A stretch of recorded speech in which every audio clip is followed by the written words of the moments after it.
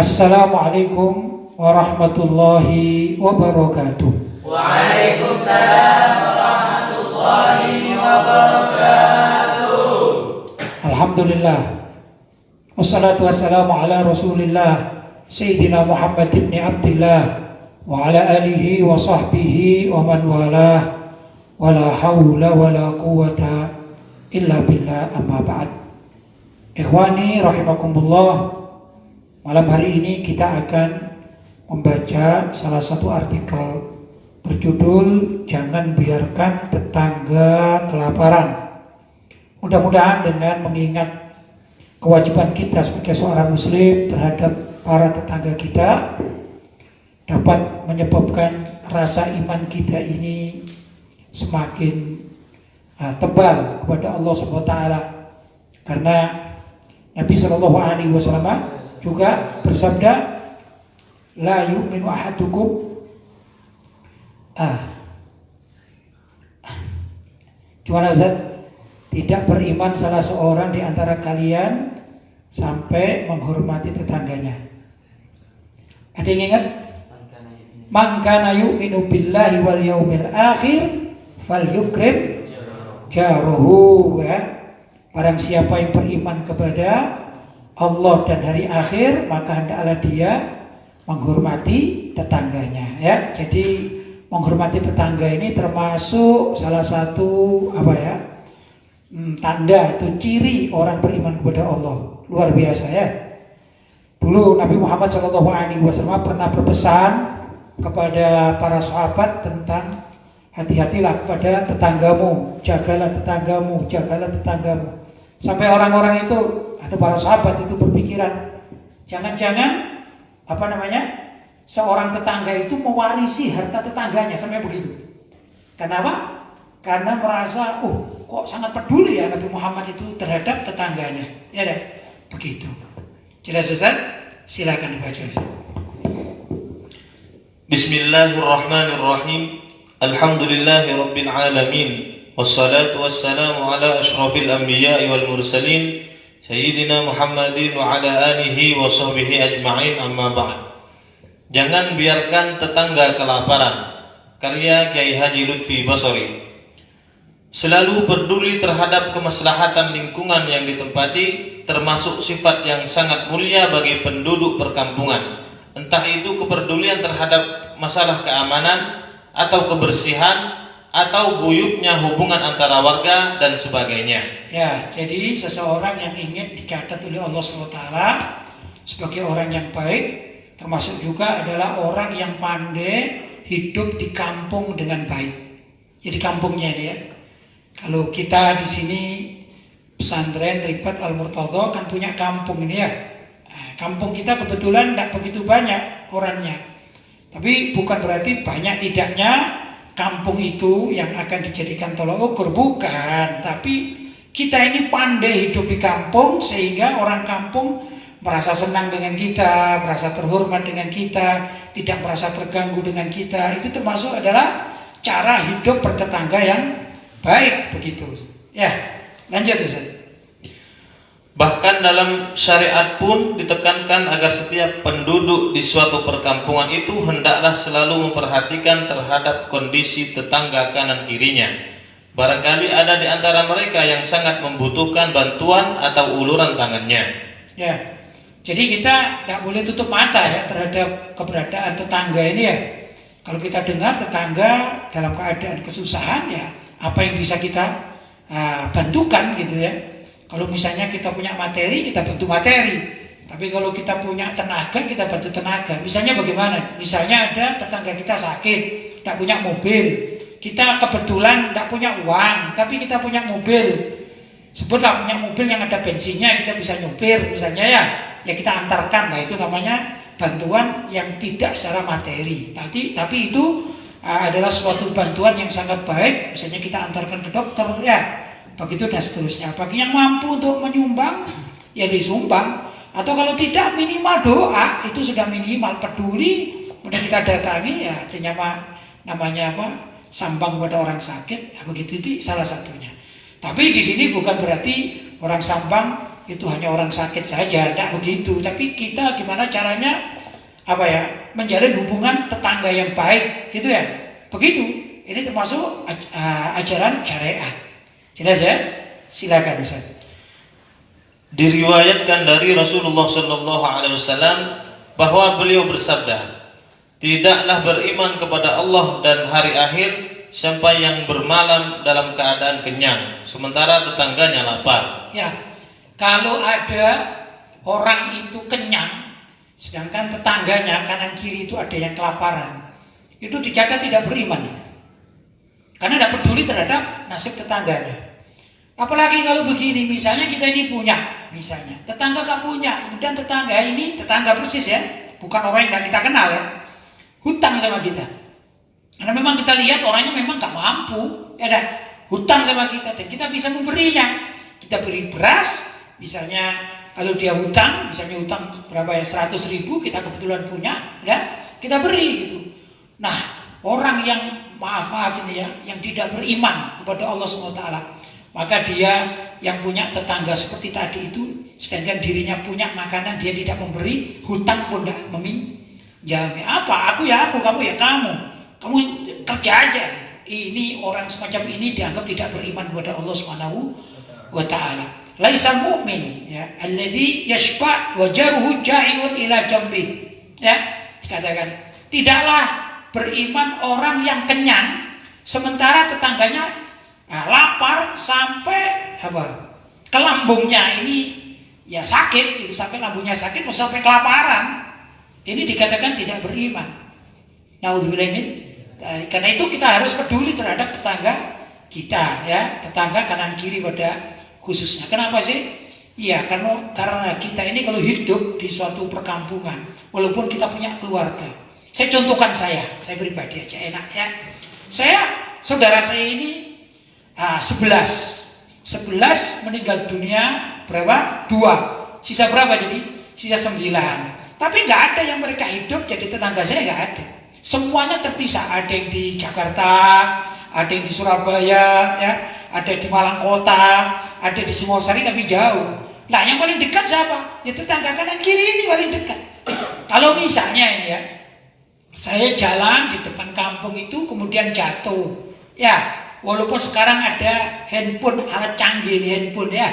Nah, kalau kita jatuh, kalau saya jatuh, kira-kira yang menolong pertama, ini semua dianggap tahu ya. Kita jatuh, saya jatuh, yang menolong kira-kira siapa?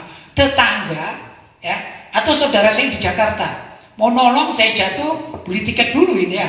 Suatu hal yang repot terjadi, betul ya. Atau yang di Surabaya, mau naik mobil dulu ya. Atau yang walaupun sama Malang perlu dikontak dulu. Tapi kalau tetangga depan, ini tetangga saya sakit, langsung ditolong. Urusannya kemudian diantar ke rumah sakit, lah waktunya bayar, barulah saudara-saudara famili itu bisa membantu. Kan begitu umumnya. Tapi yang langsung ini, yang pertama kali ini siapa? Tetangganya. Karena itu yang wajib pertama ini termasuk menghormati tetangga sangat wajib. Saling bantu-membantu dengan tetangga sangat wajib. Jelas ya?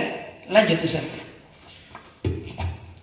Kelaparan perut seorang tetangga bagi orang kaya itu adalah ganjaran tersendiri bagi lancar tidaknya untuk masuk surga.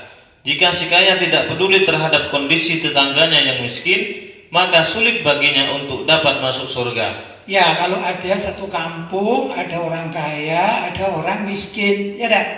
Yang kaya, ya sudah namanya kaya, dia diberi oleh Allah SWT kekayaan. Itu bukan berarti itu kan hasil kerja saya. Banyak orang kerja 24 jam tidak berhenti tapi tidak diberi rezeki oleh Allah juga banyak.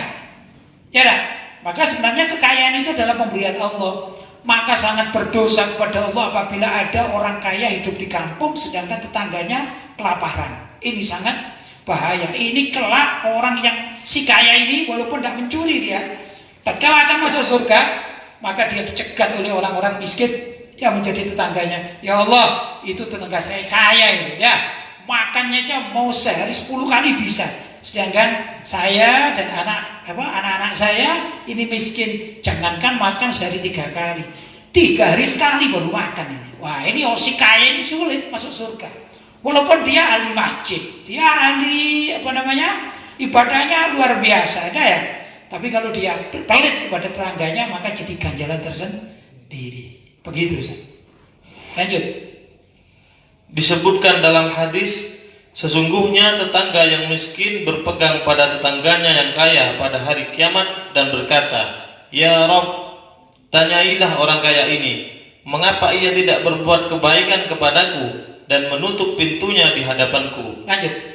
Dalam hadis yang lain disebutkan bahwa ia berkata, "Tanyailah orang ini, mengapa ia bermalam dalam keadaan kenyang, sedangkan aku bermalam di sampingnya dalam keadaan lapar." Subhanallah, tuntutan orang miskin di kampung, ya. Kalau ada orang kaya yang pelit, itu semacam itu. Besok di akhirat, tatkala ada perhitungan ya di padang mahsyar.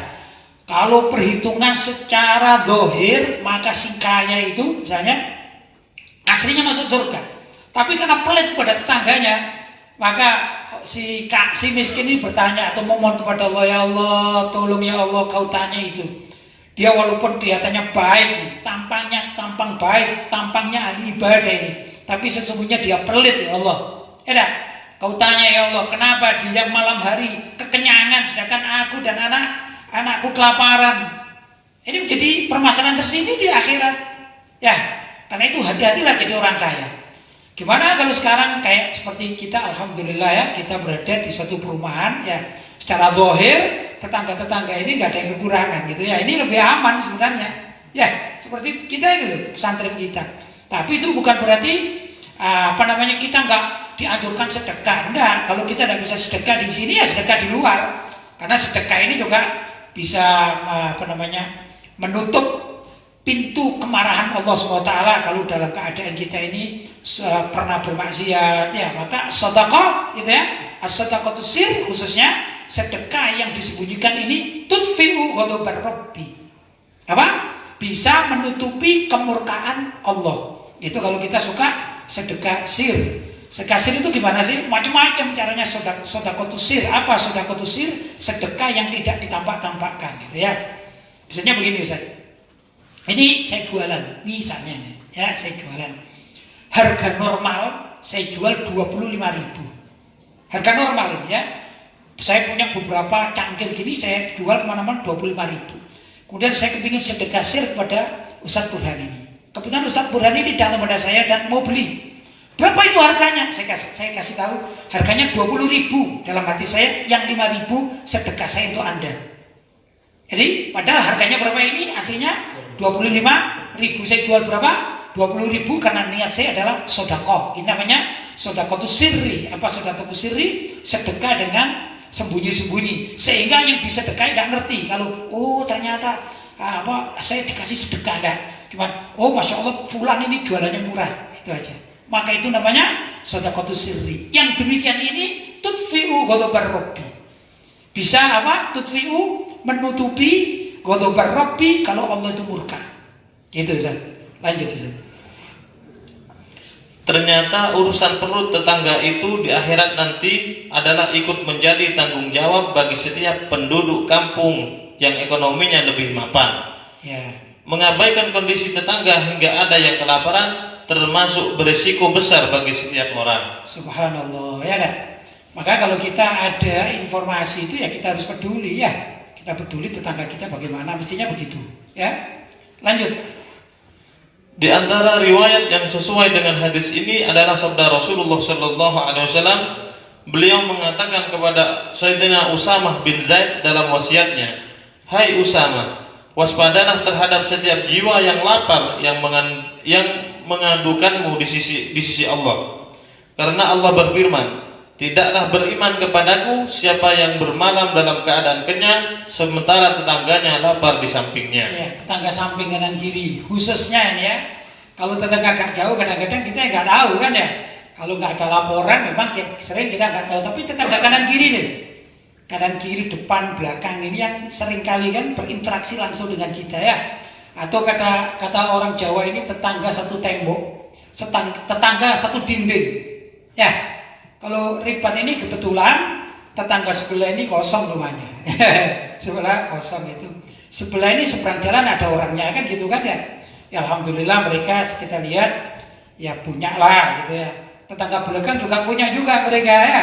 Kemudian sebelah sana ini juga Pak RT kita itu ya, insya Allah sih masih kita ini termasuk rumah-rumah yang aman dari tuntutan tetangga semacam demikian. Tapi kan tidak begitu semuanya dalam kampung, ada kampung yang tidak imbang.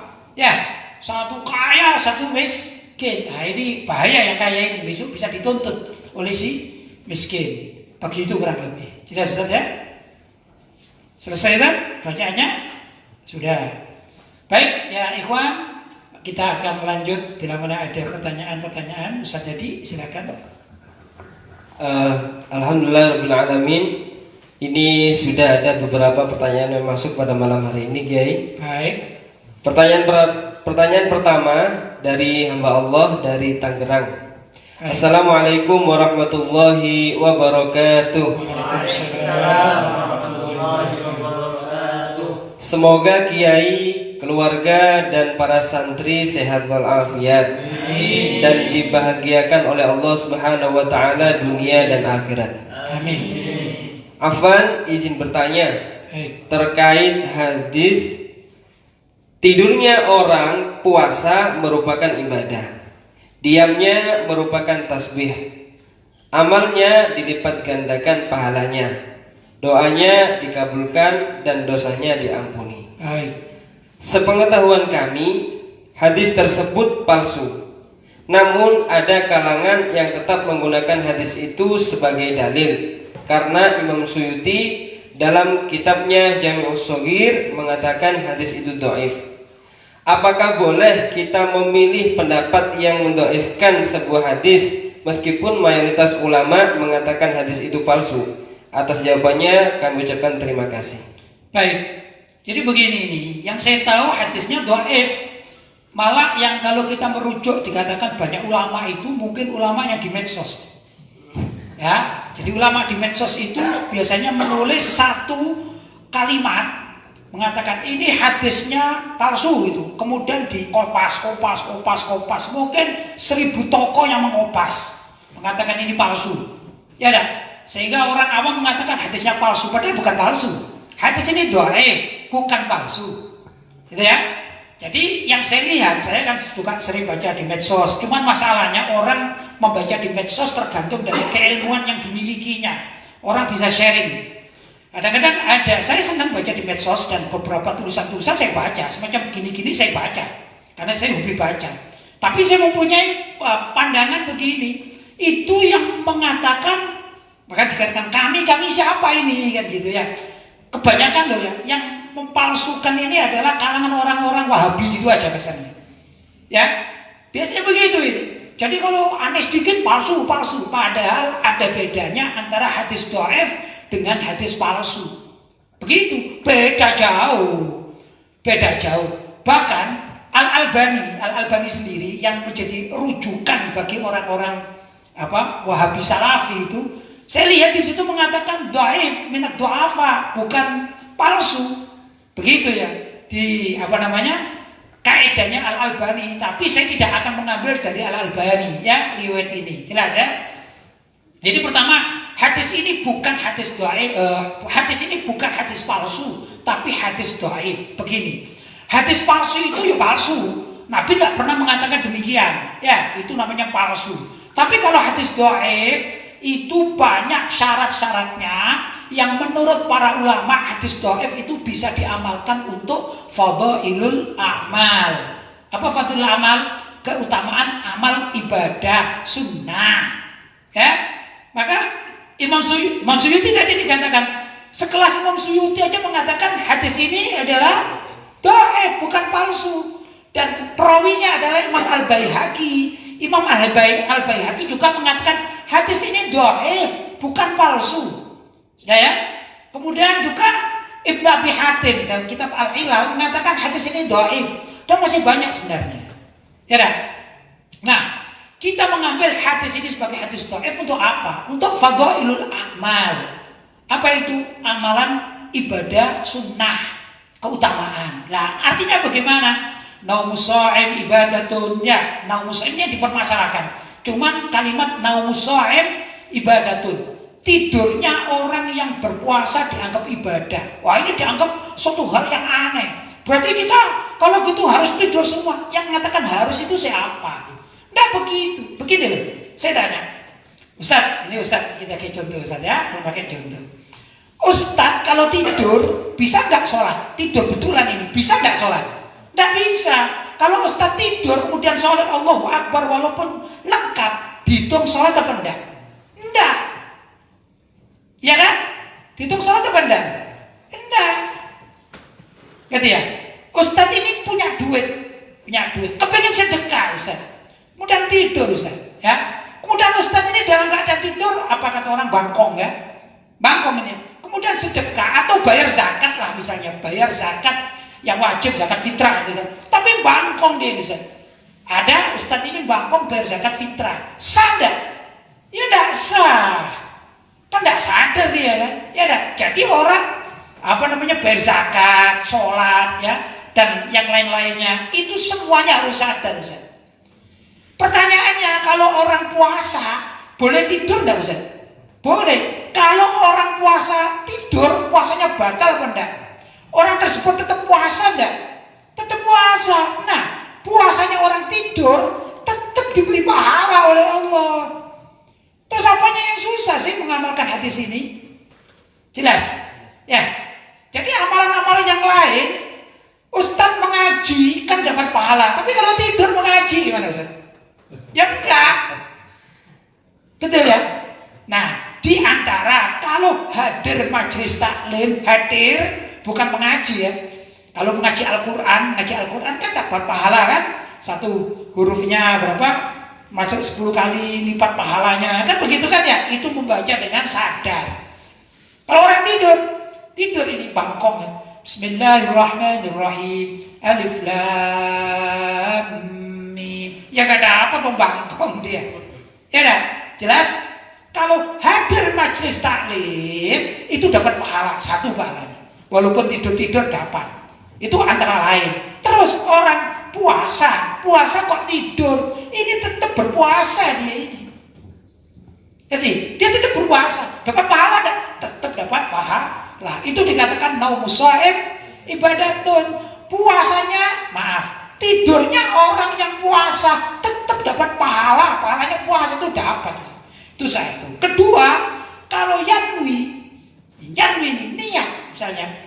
Ada orang tidur siang, niat, ya Allah, karena kalau bulan Ramadan itu disunahkan qiyamul lail, malam hari bangun, ya dah.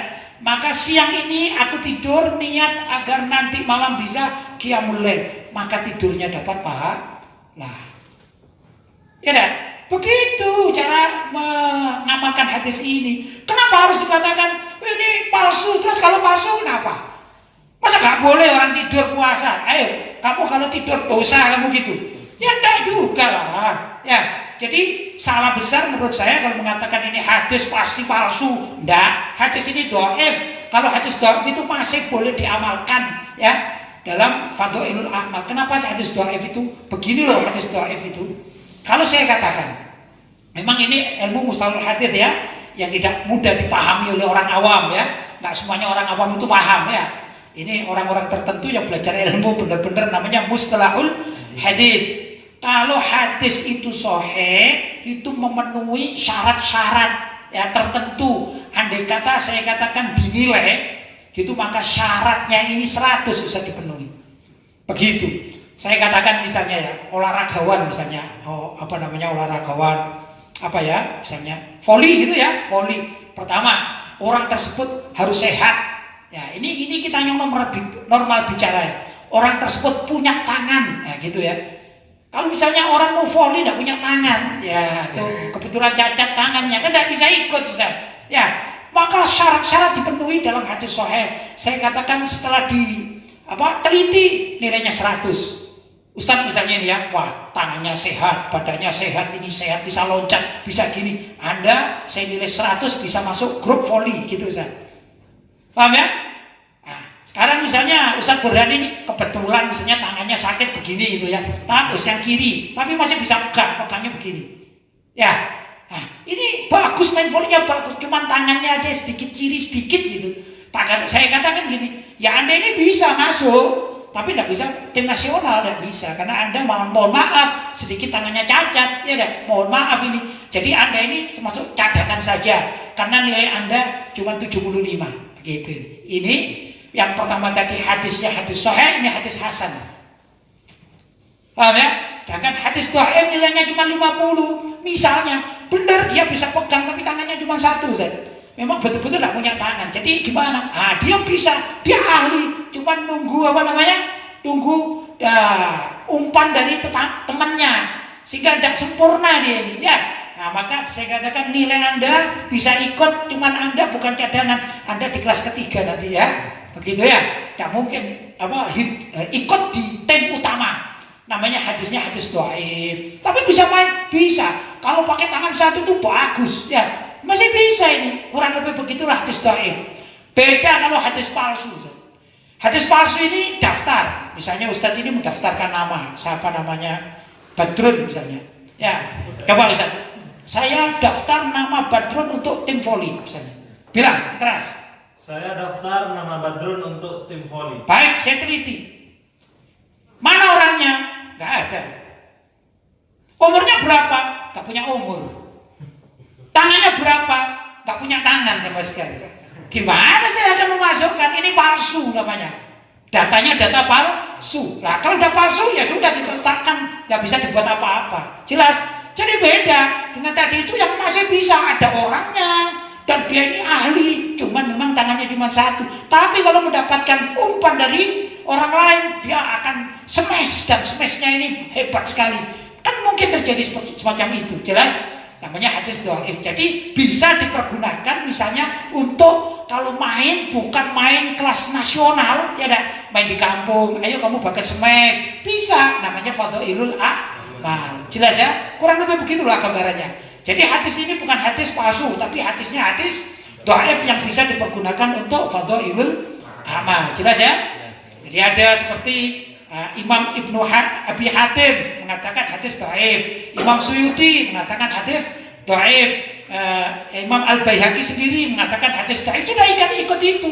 Bukan berarti kita boleh enggak mengikuti yang mengatakan dhaif padahal ini semua mengatakan palsu. Siapa yang bilang palsu itu siapa? Yang saya tahu yang bilang palsu itu biasanya dari kalangan orang Wahabi Salafi, kemudian satu bicara langsung dikopas karena rujukannya Google. Begini yang jadi repot, ya enggak? Google itu kan gitu, sumbernya satu terus kopas sampai bisa 1000 yang meriwayatkan padahal bukan ahli hadis mereka. Jelas ya? Baik, lanjut Ustaz. Pertanyaan berikutnya dari hamba Allah dari Madura. Kiai mau tanya, asal mulanya doa kunut nazilah gimana? Syukran. Baik, kunut nazilah ya. Jadi dulu tatkala Nabi Shallallahu Alaihi Wasallam itu mengutus 70 orang pasukan, yang kebetulan pasukan dari Madinah ini adalah orang-orang yang luar biasa dan mayoritas hafidhul Quran, ya mayoritas berdakwah dikirim ke salah satu daerah yang dekat namanya Bi'r Maunah. Bi'r Maunah itu dari negeri Najd. Mungkin Najd lebih mudah sekarang ini adalah Riyadh, ya. Dan Riyadh ini juga banyak orang-orang Wahabi, ya. Ini yang susah juga ini. Zaman sekarang, ya. Kalau zaman dulu namanya Najd. Kemudian orang-orang Najd itu berkhianat ini kepada salah satu yang mengkafir itu melindungi 70 orang utusan Nabi. Jadi kalau di Saudi sekarang ini pun masih berlaku. Dulu juga berlaku, ini terus estafetnya. Bagaimana? Orang kalau masuk di suatu tempat atau daerah harus mempunyai kafil. Kafil itu orang yang merawat atau orang yang bertanggung jawab. Saya kira di Indonesia pun walaupun tidak mutlak itu seperti demikian. Kalau di pondok pesantren seperti gini, kalian ini saya tanya, Ustadz ini rumahnya mana Ustadz? Madura ya, jauh dari Singosari kan? Ustadz tadi rumahnya mana? Bantul Malang Selatan, kan jauh dari Singosari. Tapi kenapa hidup di Singosari ini kok aman? Karena saya dianggap sebagai kafil, penanggung jawab. Misalnya Ustadz Burhan sama Ustadz tadi ini bermasalah dengan Pak RT, Pak RW, Pak Camat, saya katakan, loh saya penanggung jawabnya itu namanya kafil, ya. Di wilayah-wilayah tersebut begitu, zaman dahulu juga demikian. Sudah ada seorang yang bersedia menjadi kafilnya pasukan Nabi Shallallahu Alaihi Wasallam, itu Abul Bara. Abul Bara itu mengkafili 70 orang karena mereka akan berdakwah, bukan mau perang Ustaz, berdakwah. Seperti kawan-kawan ya, kan ada namanya, kalau anak mahasiswa namanya KKN ya, kuliah kerja nyata di suatu daerah kan gitu ya. Kalau kita namanya apa? Tarbiyah ijtimaiyah atau pendidikan kemasyarakatan, kita terjun ke desa. Mesti kalau ke desa suatu tempat kita kan datang ke tokoh masyarakatnya ya, atau pamongnya kan gitu, kasurnya kan gitu, namanya kafir mereka. Boleh enggak anak santri-santri ribat ini untuk berdakwah di sini selama 1 bulan misalnya? Oh ya boleh. Siapa mengatakan boleh? Pak Kasun kan gitu kan ya, kepala dusun, berarti beliau adalah kafirnya. Demikian juga ada yang namanya Abul Bara. Sayyidina Abul Bara itu menjadi kafir. Baik ya Rasulullah, akan saya kafiri dan insya Allah semuanya ini aman. Sudah. Dan sudah dikafiri, diberitahu kepada masyarakat, itu di Najd ya. Maka Rasulullah Shallallahu Alaihi Wasallam mengirim 70 utusan. Dan kebetulan ini 70 utusan ini banyak, mayoritasnya ini hafizul Quran. Luar biasa, untuk berdakwah ya, mengislamkan orang Najd. Subhanallah, setelah di Najd ternyata orang-orang Najd yang semula berdamai atau bersepakat dengan Sayyidina Abul Bara berkhianat. Maka utusan Nabi itu semuanya dibunuh. Tinggal satu. Semuanya wafat, tinggal satu dibunuh oleh orang-orang Najd. Bukan oleh Sayyidina Abul Bara, bukan. Ya namanya kafir. Kafir satu orang, tapi biasanya aman-aman saja. Saya sendiri kan sering ya ngirim kalian ke desa-desa ya. Kita setelah negosiasi demikian dengan surat, akhirnya diterima. Baiklah, kalian aman. Biasanya dipinjami rumah untuk base camp kan gitu kan ya. Seperti itulah. Juga anak-anak mahasiswa yang KKN pun demikian. Ada surat dari perguruan tinggi atau dari tempat pendidikan kan begitu. Aman ya, karena sudah ada perjanjian. Jelas? Nah, di saat itu ternyata orang-orang Najd itu berkhianat, kemudian dibunuh. Nah, tentu Nabi Muhammad yang sedih, murka. Maka Nabi Muhammad berdoa dengan qunut nazilah kepada Allah SWT selama 1 bulan. Ya, 1 bulan. Isinya yaitu minta kepada Allah keadilan. Maksudnya keadilan yaitu agar orang-orang yang membunuh para sahabat yang hafizul Quran ini ya disiksa, maksudnya diazab begitu. Namanya qunut nazilah. Jelas ya? Baik. Pertanyaan berikutnya dari hamba Allah dari Madura. Baik. Assalamualaikum warahmatullahi wabarakatuh. Waalaikumsalam warahmatullahi wabarakatuh. Kiai Lutfi Basori hafidzakumullah. Amin. Mau tanya tentang ayat kuntum khairu ummatin ukhrijat linnas ta'muruna bil ma'ruf wa tanhauna 'anil munkar wa tu'minuna billah. Yang dimaksud dengan sebaik-baik umat di situ semua manusia atau hanya kalangan tertentu saja, Kiai? Syukron. Baik.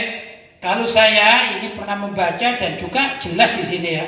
Dikatakan kuntum, kalian itu khairu ummatin, adalah sebaik-baik manusia. Cuman ada sifatnya itu. Apa? Bila mana ta'muruna bil ma'ruf, kalau kalian mau amar ma'ruf, wa tanhauna 'anil munkar, dan nahi munkar. Maka saat kalian ini amar ma'ruf nahi munkar, maka kalian dihitung sebagai sebaik-baik umat.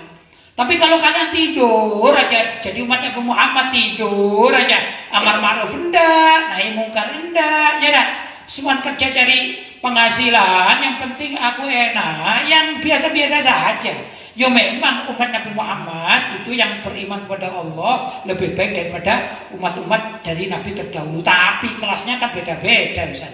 Ya, sudah saya katakan gini aja. Ini ada antum di pesantren sini, ada santri-santri yang baru. Ya, ini santri baru itu ada namanya Badrus, ya, ada namanya Muhammad Ba'abud misalnya ya, ada namanya Alim, ada namanya Ghalib, kan santri-santri baru ya. Mereka baru 1 tahun. Ditanya, anak muda menjadi santri dan mengaji di pondok itu baik atau tidak baik? Ya baiklah, daripada sholat aja enggak. Kan gitu kan ya? Apalagi nakal di luar kan gitu. Cuman pertanyaannya, kalau dikatakan lebih baik mana? Ini Badrus yang dengan kawan-kawannya ini ya, yang masih 1 tahun dengan Ustadz Burhan dengan Ustadz Hadi. Berapa tahun di pesantren? 10 tahun sudah menjadi ustadz, ya kan?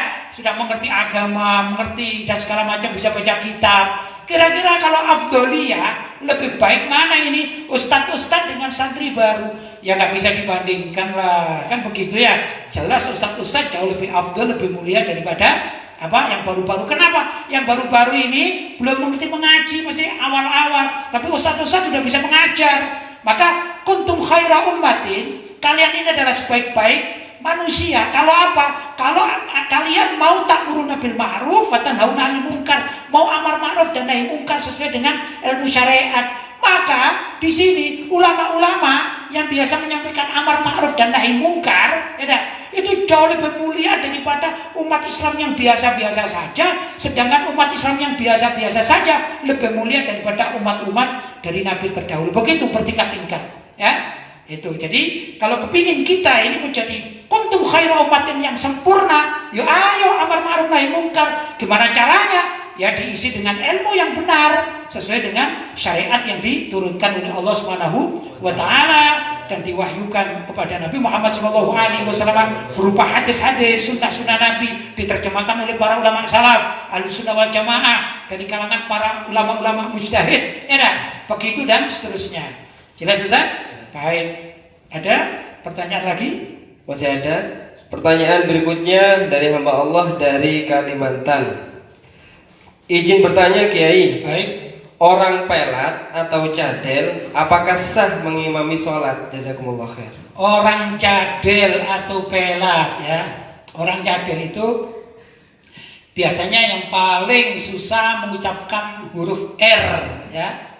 Ar-Rahmanir-Rahim gitu. Jadi susah Ar-Rahmanir-Rahim gitu ya. Susah dia, ya. Atau jadi cadel itu bertingkat-tingkat juga. Cadel bertingkat-tingkat. Ada yang cuman misalnya ukuran, ya, mohon maaf ini ya, misalnya ukuran lidah, ini lidah misalnya, gini saya ukur gini ya.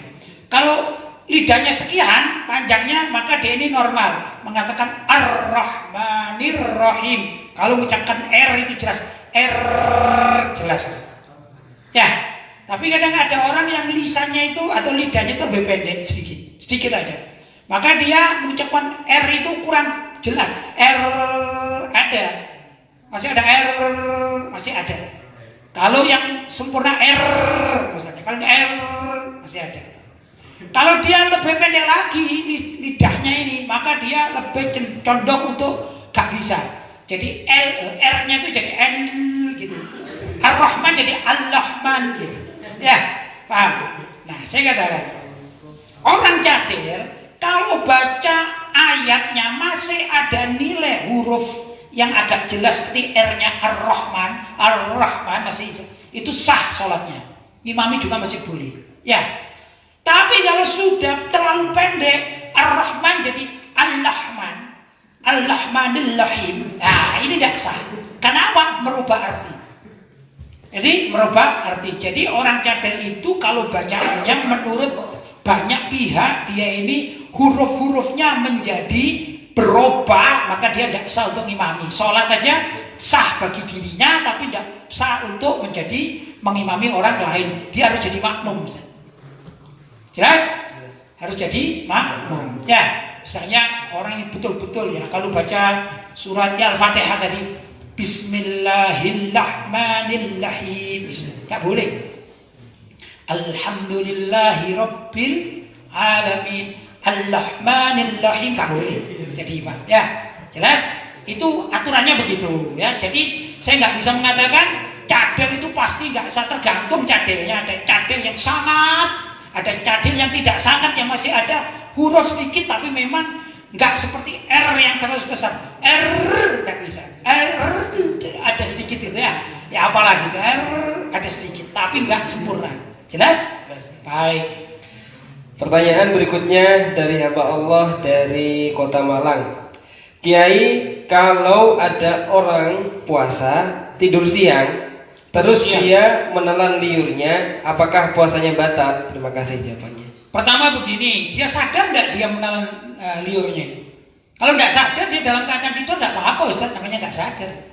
Misalnya mohon maaf misalnya, saya tidur ini, Karena ada orang tidur ini ya, tiba-tiba dia agak netes sendiri. Tapi tidak sadar dia, ya enggak? Karena ada kan gitu kan ya, dia tidak sadar. Enak-enak begini. Netes lagi begini. Dia tidak sadar Ustaz.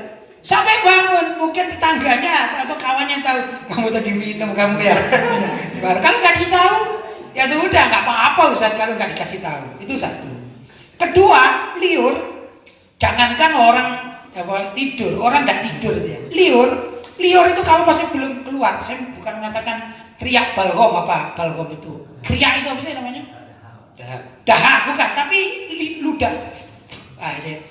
Kalau ludah ini belum keluar dari mulut, maka itu masih di dalamnya itu nggak apa-apa, bisa ditelan-telan, nggak apa-apa. Tapi mohon maaf ya, misalnya ludahnya sudah naik ke sini, nah gitu ya, terus bisa, nah misalnya batal puasanya kalau tertelan, karena itu sudah keluar, ya invisol sudah keluar dari batas mulut ini, ya. Nah, kadang-kadang ada orang juga nggak tidur ya. Tidur asik-asik gitu. Biasanya gini, kalau kita melihat orang makan yang asam-asam gitu ya, misalnya blimbing wulu atau apa ya, mangga yang masih muda, kita melihat apa itu film atau apa, tiba-tiba kata orang Malang glemecer ya sini. Ya, ini kita puasa loh, terus ada netes. Nah, batal Ustaz. Jadi karena sudah keluar, tapi masuk di dalam, tidak apa-apa. Karena Ustaz ini misalnya, aduh kok kering sekali, mengumpulkan ludah. Tidak apa-apa Ustaz, tidak membatalkan puasa. Tapi kalau riak, apa tadi, balgom atau apa tadi?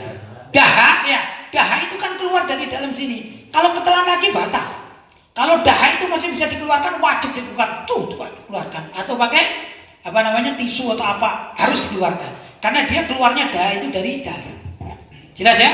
Tapi kalau liur, nah ya liur itu memang sudah sifatnya mulut ini kan apa basah kan, basah oleh apa? Ya oleh liur tadi, maka nggak membatalkan puasa. Begitu Ustaz. Jelas? Jelas ya. Baik, ada lagi? Sudah selesai. Oh, sudah selesai. Baik. Alhamdulillah, mudah-mudahan apa yang kita baca ini ada manfaatnya, dan sekali lagi mungkin ada keterangan saya yang salah, saya tetap sebagaimana kemarin-kemarin kalau ada yang meralat jawaban-jawaban saya atau keterangan saya akan berterima kasih sekali, karena itu memang harus bagi kita watawasau bil haqqi watawasau bis sabr, ya dah, saling mengingat-ingatkan. Cuman apa yang saya sampaikan mudah-mudahan ada manfaatnya. Bila ada kata-kata yang kurang tepat, canda saya mungkin ya kurang pas, saya mohon maaf yang sebesarnya. Ada ma aqulu lakum wal afu minkum, wassalamualaikum warahmatullahi wabarakatuh. Waalaikumsalam warahmatullahi wabarakatuh.